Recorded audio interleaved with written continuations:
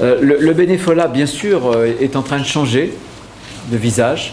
Il doit faire face à plusieurs défis. Un défi qui est important en Vendée, qui est le défi démographique. 240 000 Vendéens en plus, ça veut dire qu'il faut les accueillir, qu'il faut les intégrer à notre culture, et pour ça, les associations sont des milieux d'inclusion, hein, mais en même temps, on sait parfaitement que ça modifie un peu la culture, la mentalité, etc. Donc, est-ce que demain, aura-t-on encore des bénévoles? C'est important de se poser cette question. Puisqu'il y a aussi le phénomène, pas seulement de la crise, mais d'un hyper-individualisme qui pousse chacun à se replier sur soi-même, hein, qui est un autre défi. Et puis l'autre, troisième défi, c'est la mutation du bénévolat. Aujourd'hui, dans de grandes associations, des fédérations, on sait que les bénévoles doivent porter une complexité administrative. 120, 125 000 Vendéens engagés. On a 23 bénévoles actifs en moyenne par association, ce qui est beaucoup.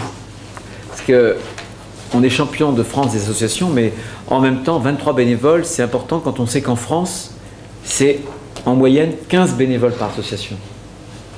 15 en France, 23 pour nous. On a aussi une très forte densité associative, puisqu'on a 20 associations pour 1000 Vendéens. Et en France, on a le chiffre, c'est 17 au niveau national. Hein. Le plan se distingue en plusieurs actes, je vais les énumérer rapidement. D'abord, le premier, c'est famille, double cœur. L'idée, c'est que des parents, avec leurs enfants, soient à même de pratiquer une activité de bénévolat. Mais donc, en famille. Pas les parents d'un côté, les enfants de l'autre, pas seulement les parents, pas seulement les enfants, mais comment dirais-je, une activité bénévole familiale. L'idée pour nous est de faciliter cette pratique familiale pour faire en sorte que la transmission s'opère au sein de la famille entre les différentes générations. Alors, deuxième action, collégien double cœur. C'est l'idée qui m'avait moi beaucoup impressionné au Canada, et notamment il y a ce qu'ils appellent le service learning, c'est-à-dire que dans le cadre de l'éducation, dans le cadre des collèges, il y a une sorte d'enseignement, puisque les sociétés, notamment anglo-saxonnes, il n'y a pas le système d'État-providence, etc. Donc ils ont développé une sorte d'aptitude, d'éducation pour que les citoyens se disent, enfin les jeunes, puissent apprendre assez tôt à ce que, quand ils seront adultes, et même avant, ils doivent s'engager pour des causes humanitaires, pour des causes, voilà. Et c'est intégré très tôt en termes d'éducation. Et je m'étais dit, tiens, comment est-ce qu'on peut faire avec les collèges? Donc là aussi, on a eu un appel à projet, et 5 collèges ont été retenus. C'est vraiment la mise en place d'une option dans le cadre, effectivement, du temps de cours. Option qui a été mise en place pour l'instant cette année en 5e et qui va se développer ensuite en 4e et en 3e. Le but étant de faire que les jeunes non seulement s'engagent dans des actions bénévoles, mais apprennent à monter et ensuite gérer leur propre association. Donc pour ça, ils viennent là de créer une association qui s'appelle Les Mains sur le Cœur. Hein. Et maintenant, bien, cette association va leur permettre de monter des projets, à eux de gérer effectivement les parties administratives, les parties financières, etc. et accompagnés bien sûr par des adultes.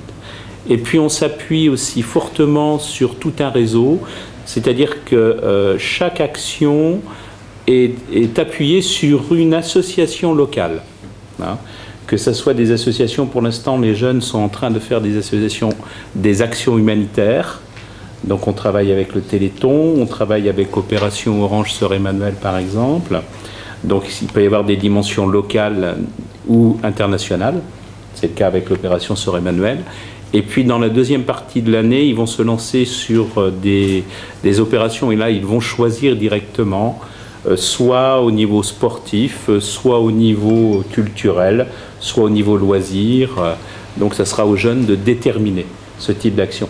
Le plan Double Cœur pour le support au bénévolat se voit par ailleurs doté d'un site internet dédié où les Vendéens pourront trouver des informations, témoigner de leur action, mais aussi faire appel à ceux qui souhaitent les rejoindre. Alors, la volonté au travers de ce site, c'est de réunir sur un même site un ensemble d'éléments qui concernent aujourd'hui le monde des bénévoles, les bénévoles qui donnent actuellement, mais aussi tous les gens qui seraient susceptibles d'être intéressés par le bénévolat.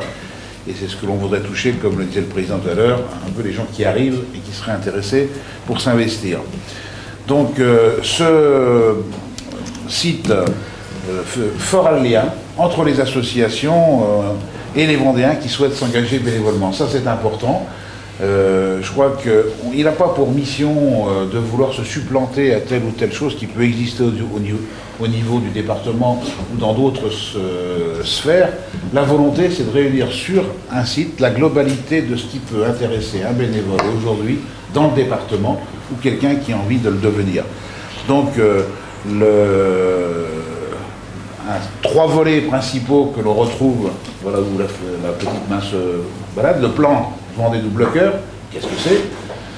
Je suis bénévole et vous, c'est donc partager l'expérience de bénévoles actuels sur le département, et une boîte à outils, tout simplement, qui se veut être un petit peu la clé de nombreuses réponses à des questions que peuvent se poser le monde des bénévoles, et en même temps, la volonté aussi au travers de ceci, c'est peut-être d'aller plus loin aussi encore et de favoriser la tâche des bénévoles responsables, parce qu'on voit bien que là, on a un petit peu de difficulté aujourd'hui par rapport à la prise de responsabilité.